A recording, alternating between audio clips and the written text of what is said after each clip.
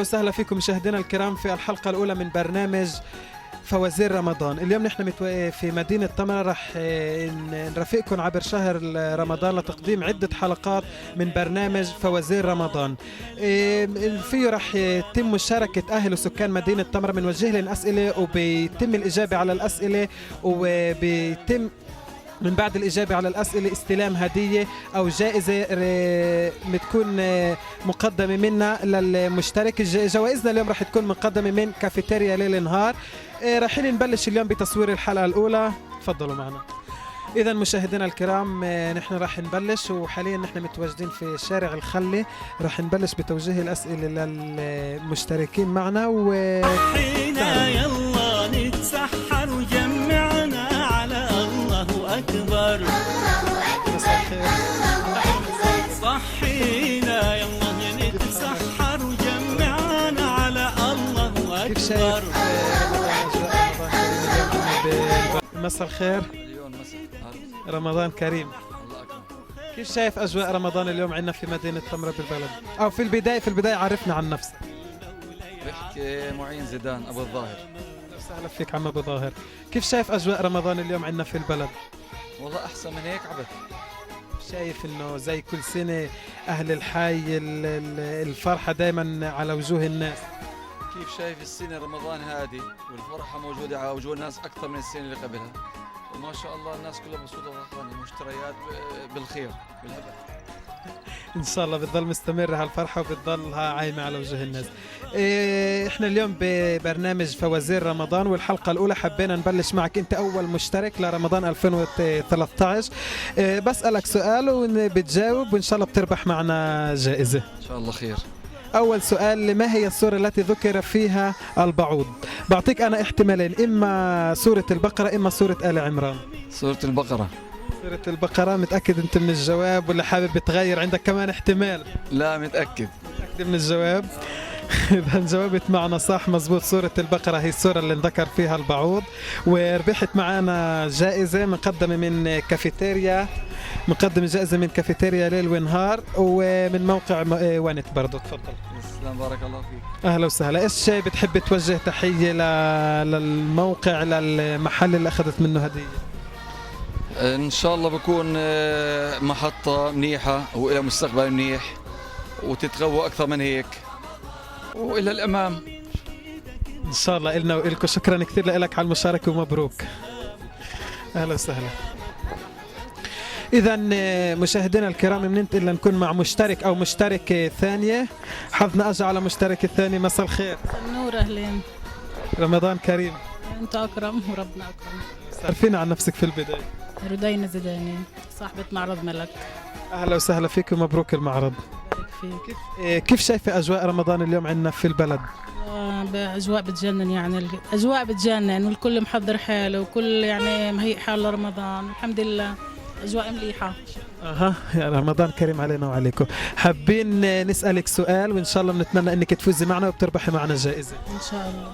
السؤال هو اللي موجه لإلك: ما هو الشيء الذي كلما طال قصر؟ عندك احتمالين، إما العمر وإما الظل. كلما طال قصر العمر. العمر. متأكدة من الجواب ولا حابة تغيري؟ العمر. متأكدة؟ العمر.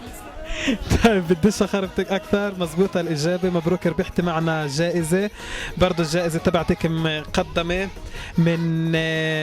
من كافيتيريا ليل نهار. تفضلي. مبروك الجائزه. وشو بتحب توجه تحيه تعايدة على حدا؟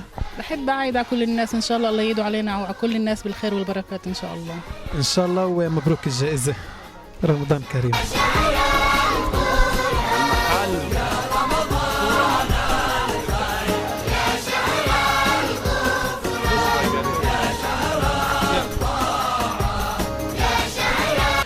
إذا مشاهدينا الكرام مثل ما أنتم شايفين احنا لسه متواجدين في مدخل المنطقة الصناعية في تمرة، بالذات في كافيتيريا وبوزة جاليتيريا. مساء الخير. اهلا وسهلا. كيف حالك؟ الحمد لله. شو اسمك بالضبط؟ شو اسمك، صنفر ولا أرنوب؟ ارنوب. طيب يلا تعال معنا جوا عشان نعمل جولة رمضان واعطيك جائزة. هون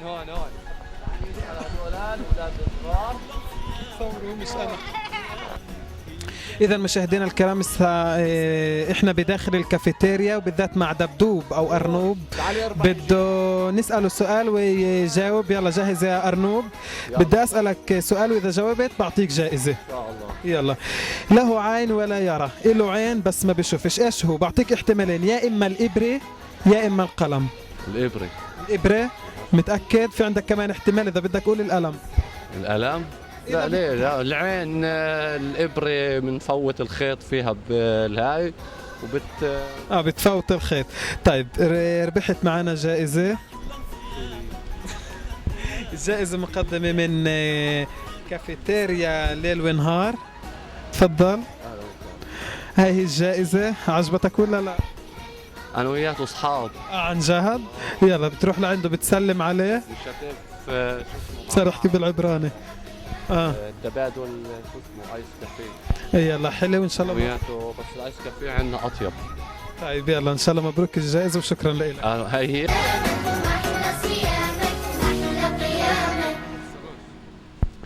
إذا مشاهدينا نحن هسه حاليا في المرحلة الثالثة وفي وسط تمرة، متواجدين في الشارع الرئيسي في وسط تمرة مثل ما شايفين حركة السير في وسط تمرة. رح ننتقل لنكون مع مشتركين جدد لنسألهم أسئلة ويجاوب معنا على الأسئلة. يلا. السلام عليكم. ماهر هسه احنا بدنا نسأل أسئلة ونوزع جوائز. انت صارك ساعة بتسألهم أسئلة وهن بيجاوبوا، بس احنا بنسأل أسئلة وبنوزع جوائز. السلام عليكم. السلام. رمضان كريم. الله يرضى عليك ويبارك فيك. اهلا فيك. تعرفنا عن حضرتك في البداية؟ محمد ابو الهيجة من طمرة ابو لؤي. اهلا وسهلا فيك عم ابو لؤي. كيف شايف اجواء رمضان اليوم في مدينة طمرة كيف شايف اجواء رمضان لهالسنة؟ ان شاء الله اجواء ايمانية، كلها ايمان، الحمد لله رب العالمين. ان شاء الله بينعاد علينا وعليكم بالصحة والعافية. بدي اسألك سؤال واذا جاوبت مزبوط رح اعطيك جائزة. في اختيارات ولا ما في؟ احتمالات، بعطيك احتمالين. يلا. بدي اسألك سؤال شوي هو هيك صعب لجيلك يعني، بس رح اعطيك احتمالات ورح اساعدك عليه. تفضل. السؤال اللي بدي أسألك إياته، كم عدد الأنبياء الذين ذكروا في القرآن الكريم؟ بعطيك احتمالين، الاحتمال الأول 25 نبي، الاحتمال الثاني 30 نبي. 25 نبي. متأكد من الإجابة؟ عندك كمان 30 إذا بدك تضيف اللي ذكر في القرآن الكريم. 25 نبي. 25 نبي. إذا إجابتك صحيحة وفزت معنا بالجائزة. لا ربحت معنا جائزة من كافيتيريا ليل ونهار. مبروك الجائزة. ايش بتحب توجه تحية وتقول كلمة في النهاية؟ طبعا الجائزة برضو مقدمة من موقع ونت، راح تشوف الحلقة عبر موقع ونت، موقع التمراوي، موقع ونت. أول إشي بنشجع كل المواقع إنها تحدو حدوكم، يعني تقوم بالفعاليات هاي المميزة في شهر رمضان حتى الناس تختبر معلوماتها وتجاوب وتنول جائزة إن شاء الله. إن شاء الله. وشكرا كثير لك على المشاركة ومبروك الجائزة. أهلا وسهلا. حاليا بننتقل لمشترك ثاني لليوم. نسألك انت والشيخ بيساعدك على الإجابة إذا كانت صعوبة. رمضان كريم. الله أكرم. أهلا وسهلا. تعرفنا عن حضرتك في البداية؟ محمود أبو الهيجة أبو عمر خيال الدهمة ولا خيال الحصار؟ اللي بدك الله يعزك. خيال الجهتين. يا سيدي خير إن شاء الله. أهلا وسهلا فيك عم أبو عمر. أهلا وسهلا. بدي أسألك سؤال وبرضه بعطيك احتمالات وإن شاء الله بتمنى أنك تجاوب مزبوط عشان أعطيك جائزة. أهلا وسهلا. السؤال هو بيقول: من أول من طاف في الكعبة؟ إما الملائكة، الاحتمال الأول الملائكة، الاحتمال الثاني الأنبياء. الملائكة. الملائكة. متأكد من الإجابة ولا حابب تغير؟ متأكد؟ إذا طلعت متأكد مزبوط، والملائكة هي أول من طفت في الكعبة. إن شاء الله يا سيدي خير. ربح جائزة ولا ما لا ربح أكيد، ربح جائزة. فيش اكيد. سيارة يابا. شكرا شكرا.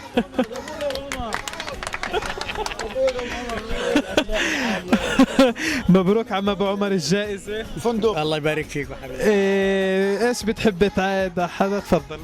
أنا بعايد على جميع الأمة الإسلامية إن شاء الله، بيكون هذا شهر خير على جميع الأمة الإسلامية إن شاء الله. ان شاء الله مبروك الجائزة. الجائزة برضه مقدمة من كافيه ليل ونهار. بتفتح الظرف بتشوف شو في بالجائزة ومبروك الجائزة. إذا في جائزة بترجع.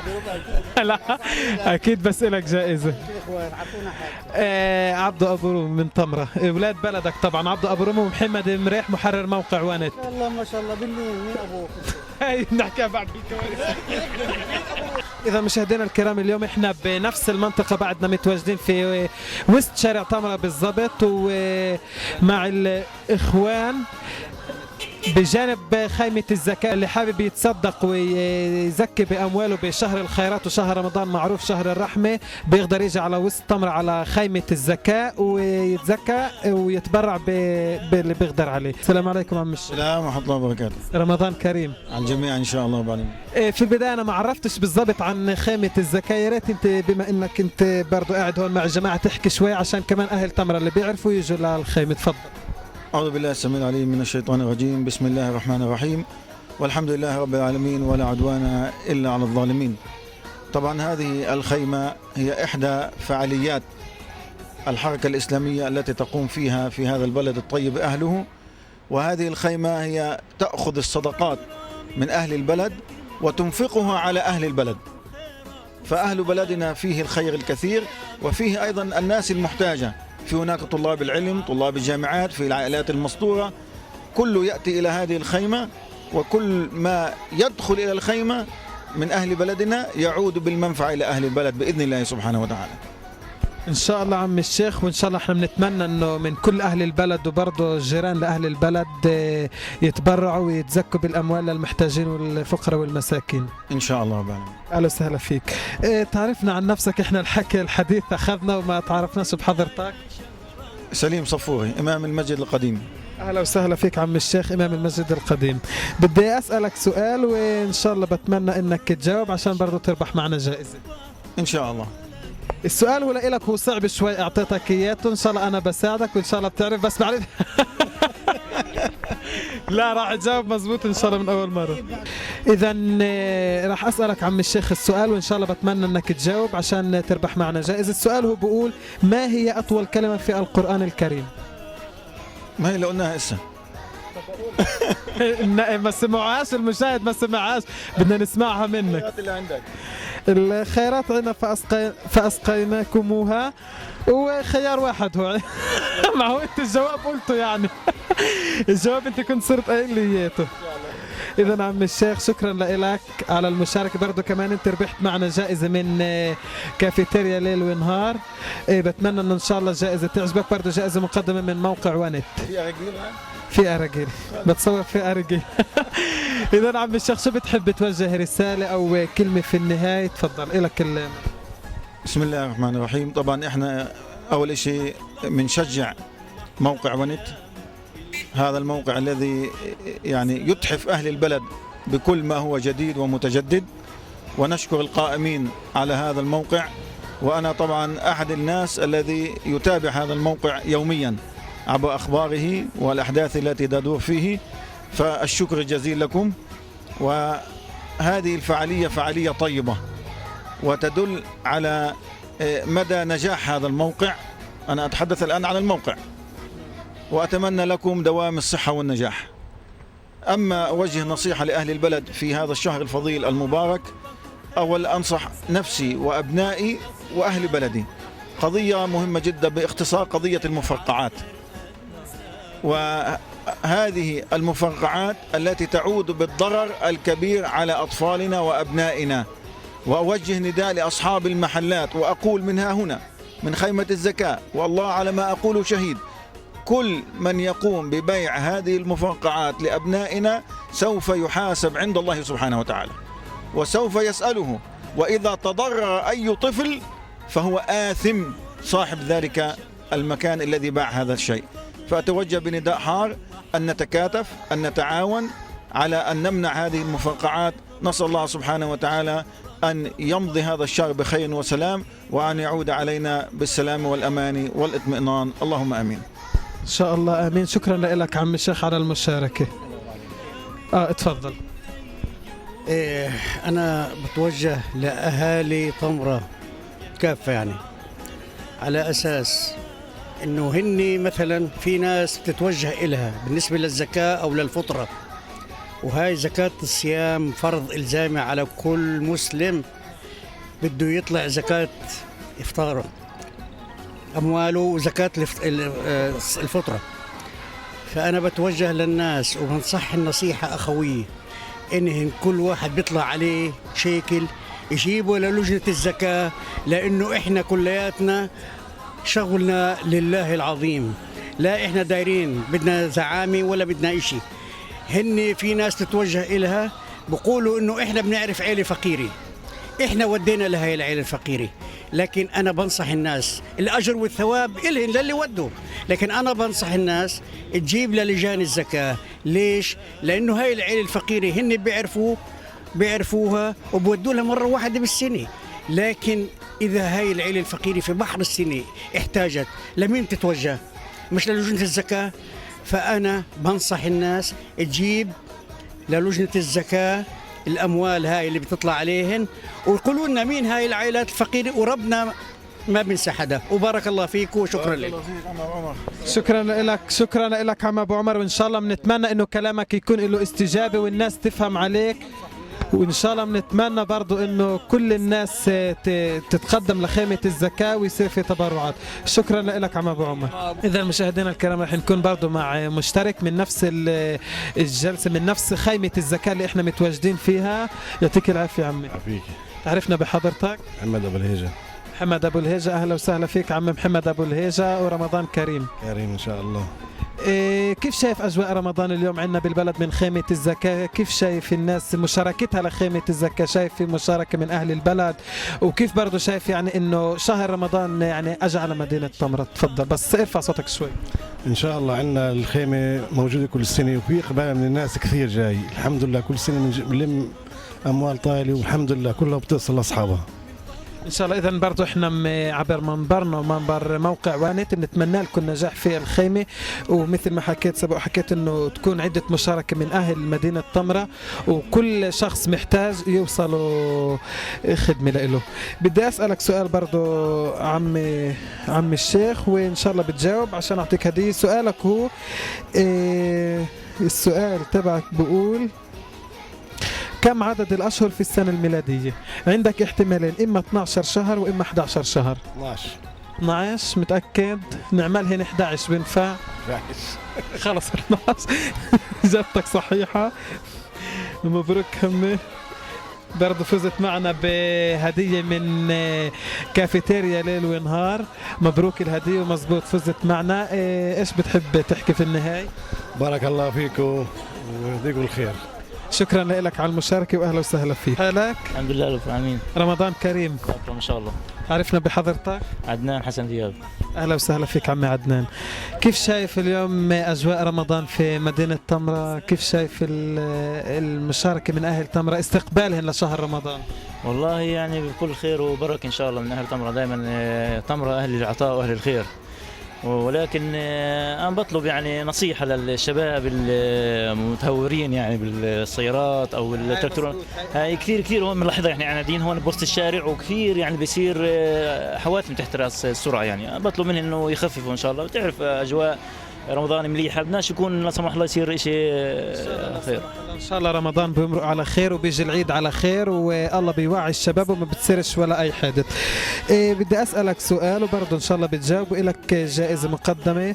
السؤال هو بيقول: ما هو الحيوان المائي له 3 قلوب؟ عندك احتمالين، الاحتمال الاول الاخطبوط، والاحتمال الثاني القرش. الاخطبوط. في عندك القرش. اذا حابب تغير. القرش يعني. شو رايك انت، الاخطبوط ولا القرش اللي عنده 3 قلوب؟ القرش. قلوب على عيني. كيف بعرف الاخطبوط مزبوط. لا الاخطبوط مزبوط، له 3 قلوب. وبرضه ربحت معنا جائزه مقدمه من كافيتيريا ليل ونهار. مبروك الجائزه. انتوا شاطرين طلعتوا، الناس قبلكم خسر معنا بس انتوا شاطرين ما شاء الله. انتوا بدكم تخسرونا. يعني جاي له عطر. نمرة مش عروس. شكرا لك على المشاركة عمي. كلمة أخيرة بتحب تحكيها؟ بالإضافة للخيمة عندنا سيارة الزكاة اللي هي بتجوب شوارع تمرة كلياتها، يعني تقريبا احنا كل ليلة احنا بندور، والحمد لله في إقبال مليح بيكون، يعني حارة تقريبا كل شارع في طمرة نفوت عليه وفي إقبال مليح الحمد لله. نطلب من الناس يعني إنه تطلع زكاة أموالها وصدقاتها لهذه السيارة إن شاء الله نوزعها بالتساوي على أهل طمرة. إذا إن شاء الله بنتمنى إنه دعواتك تكون مستجابة ويتم الخير. شكرا لك. ننتقل لمشترك قد صرنا رابع خامس مشترك آخر في المسابقة معنا هون. تفضلوا اقعدوا هون. رمضان كريم. نعم بخير. أنت بألف خير. تعرفنا عن نفسك في البداية؟ إيه بلال كلالوي. كمان مرة؟ بلال كلالوي. أهلا وسهلا فيك بلال. كيف شايف اليوم أجواء رمضان في مدينة طمرة من جلستك في الخيمة من هون؟ الحمد لله شهر رمضان خير البركة، خير الصداقة والأخوة. بهني الأمة الإسلامية بشهر رمضان بالداخل وبالخارج إن شاء الله. إن شاء الله وإن شاء الله تهنيك بتوصل لكلها. إذا كمال بدي أسألك سؤال وإن شاء الله بتجاوب عليه مزبوط وبعطيك جائزة. السؤال بقول طائر يلد ولا يبيض. عندك احتمالين، الاحتمال الأول هو الخفاش الوطواط الخفاش، الاحتمال الثاني النسر. يلد ولا يبيض. عندك احتمالين الوطواط والنسر. تفضل. الوطواط يا اخوي. الوطواط. ابوان بديش اخيرك مزبوط الوطواط. ربحت معنا جواب نهائي. ربحت معنا جائزة. صار في صديق ولا حد فيش لا طلعت شاطر ما احتجتش ولا لأي مساعدة. يلا شكرا لك على المشاركة والهدية مقدمة من موقع ونت وكافيتيريا ليل ونهار. شو بتحب تحكي لموقع ونت، موقع الإخباري ونت للطمراوي المعروف منه بنشوف كل الأخبار وبنعرف كل الأخبار، ولا الموقع؟ تفضل. الحمد لله أنا ببارك لهم، بقول لهم كل عام وانتم بخير وكل المستمعين موقع المشترك ونت، وأهنئ لكل الحركة الإسلامية اللي بتشارك كمان بهذا الشيء الأمة الإسلامية كلها. شكرا لك على المشاركة. رمضان كريم. كيف ماهر كيف شايف اليوم أجواء رمضان في مدينة طمرة؟ كيف شايف رمضان؟ بتصوم؟ الحمد لله. كيف شايف أجواء رمضان في طمرة؟ أنا كل يوم بصوم وكل يوم بتسحر يعني ولا بغلط ولا غلط. مزبوط. الله يخليك ان شاء الله، والله يعني قدرك على فعل الخير وما تغلطش ولا غلطه ان شاء الله برمضان وغير رمضان ان شاء الله. انا بصلي التراويح كلياتها انا. ان شاء الله. كم ركعه بتصلي التراويح؟ كلياتها ما بفلتش ولا 20 ركعه. 20 ركعه. ما شاء الله عليك يا ماهر الدين. بدي أسألك يا ماهر سؤال، وإذا بتجاوب بدي أعطيك جائزة، وأنت لو جاوبت غلط بدي أعطيك الجائزة. قبل لا أسألك سؤال بدي أنت إسا تنكتنا نكتة، تخرفنا نكتة. بعد استنى تنعطيك الميكروفون بس بالأول. بتنكتنا نكتة بتجاوب، بعد ما تنكت نكتة أنا بسألك السؤال. يلا تكون صعب شوي، خليهن شوف كيف كلهم بيطلعوا عليك، خليهن يعرفوا ما يجاوبوش عن نكتة. يلا تفضل. إيش؟ نكتنا نكتة. طب في شيء لا يكبر لا يصغر، شو هو؟ لا يكبر لا يصغر، يعرفوا لي اياه. شيء لا يكبر لا يصغر. يلا لا يكبر لا يصغر، هذا بنسجله للحلقة الجاي من يعرفوا لي اياه. كعينا تعيتوه؟ استنى لحظة، هنا عندنا احتمال. الشيء لا يكبر ولا يصغر. لا يكبر ولا يصغر ولا يكبر ويصغر. شيء بكبر يعني لا يكبر ولا يصغر. بكبرش وبيصغرش، بضل زي ما هو. بيكبر يعني انت تقول لا يكبر لا يصغر. لا يكبر لا يصغر، هيك بده يقول دش، بضل زي ما هو. لا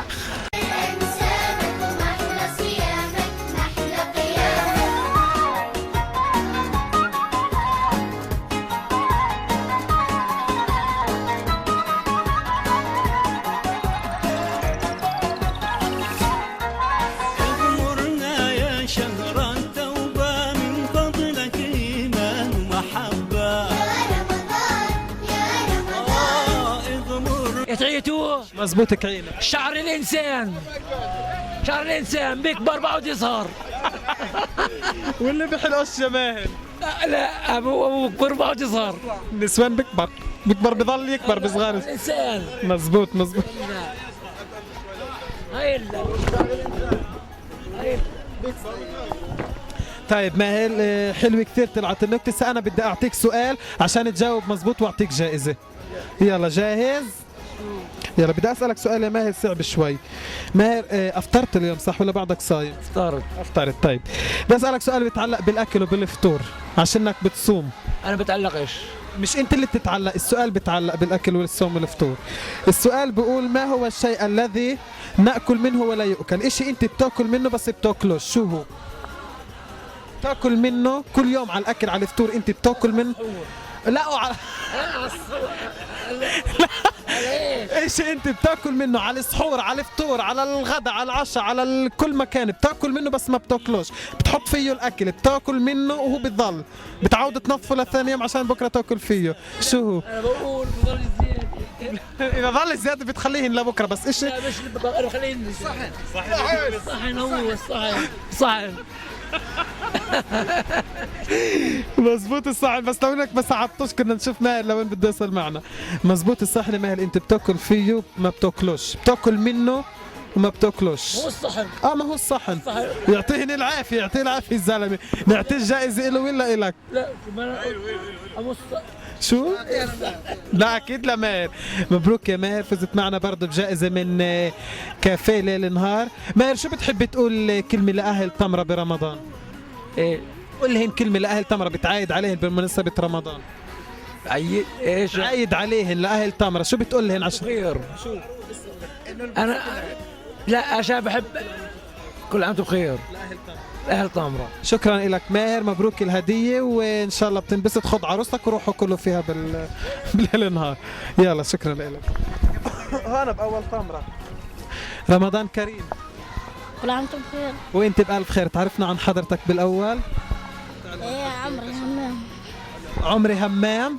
اهلا وسهلا فيك يا عمري همام. عمري همام بدي اسالك سؤال كثير كثير كثير هوين، ويمكن اللي اسا بيسمعوه هون واللي بيشاهدونا مش موجود عندي بالاسئله، راح يجاوبوا قبل ما انت تجاوب. بدي اسالك السؤال هوين، واذا خسر مش راح تخسر اكيد راح تربح، بس انا اسالك عشان انا بعطيك الهديه. ها يلا جاهز؟ اسالك سؤال جاهز؟ بتحضر ارب ايدول؟ حضرت الارب ايدول؟ ما حضرتهاش؟ مين ربح بارب ايدول؟ مين ربح بارب ايدول؟ محمد عساف. وكيف عرفت اذا انت بتحضرش ارب ايدول؟ سمعت انه ربح محمد عساف. طيب مزبوط الاجابه ولا لا؟ في كان معاه بلكي اللي ربح فرح يوسف او احمد جمال، شو بتقول؟ مين ربح محمد عساف ولا احمد جمال؟ محمد عساف. من وين محمد عساف؟ من فلسطين. فلسطين مزبوط. ربحت معنا جائزه يا عمري. الجائزة برضه مقدمة من كافيه ليل نهار. هون انت بتروح انت وصاحبك او صاحبتك اذا عندك، بتروحوا بتاكلوا هناك مع بعض وبتقعدوا بالكافيه مع بعض. ايش بتحب تقول اخر كلمة لاهل تمرة عشان رمضان يا عمري؟ لاصحابك كمان اللي برمضان. كل عام وانتم بخير. كل عام وانت بخير علينا وعليك. شكرا لك عمري على المشاركة. عاد عليك وانت سالمين. وانت سالم. وين رايح هسه تشتري ولا مروح على البيت؟ رايح على الدكاني. بتحضر للسحور بالليل؟ لا. بتصوم؟ اليوم كنت صايم؟ افطرت ولا بعدك ولا يوم مفطر؟ بعدني ولا يوم. يلا ان شاء الله بتصوم كل رمضان والله بقدرك على انه تصومه. ايش اسمك في البداية؟ بشار. بشار ايش من اي عيلة؟ نميرني. باي صف يا بشار؟ بالسادس طالع السابع. يلا بالنجاح ان شاء الله. شاطر بالمدرسة يا بشار. بدي اسالك سؤال هوين كثير كثير، بس اذا هوين كثير كثير ولما اسالك سؤال انا بنفس الوقت بقول لك الجواب، بس انت بدك تفكر منيح. يلا عشان اعطيك جائزة كثير حلوة. السؤال بقول يا بشار، شو هو الاشي اللي اسمه على لونه؟ اشي اسمه على لونه. فكر شوي. بعطيك احتمال. ما هو فيش احتمالات. بقدرش اعطيك احتمالات لانه اذا بقول لك الاحتمالات بزبط الاشي. اشي اسمه على لونه. اشي اسمه على لونه؟ مزبوط. اسمه ولونه نفس الشيء. اذا بنقول لونه بنقول اسمه، واذا بنقول اسمه بنقول لونه.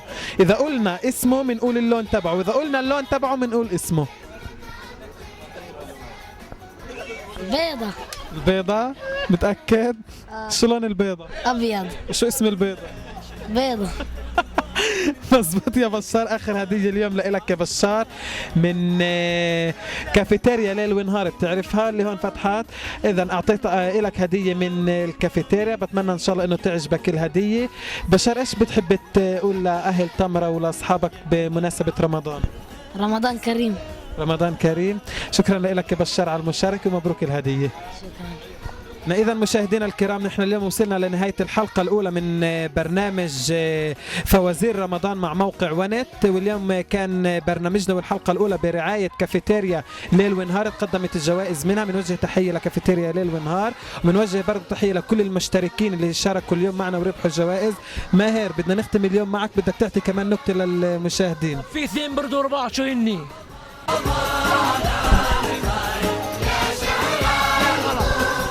ساعدنا شو، اعطينا احتمالات، انا بعطي احتمالات، اعطينا احتمالات. ايش؟ اعطينا خيارات. طيب اعطينا جوابين وواحد منهم يكون صح عشان نفكر. تعيدوا انتو؟ كاينة. اقول لك شو هن؟ مش يديك مثل صوت ما الثاني برد عليه. اليوم من هالاجواء من مدينه تمره بالحلقه الاولى من برنامج فوازير رمضان. على الامل ان شاء الله رح نلتقي فيكم بكره مع مشتركين جدد، ومع اكيد رح يكون عده رعايه للبرامج. شكرا لكم، تحياتي لكم ولمحرر موقع ونت محمد مريح ولموقع ونت، وتحياتي لكم. شكرا لكم على المشاهده. رمضان كريم على الجميع وكل سنه وانتم سالمين. مع تحياتي لكم عبد ابو رومي، الى اللقاء. الجنة تعطر انسان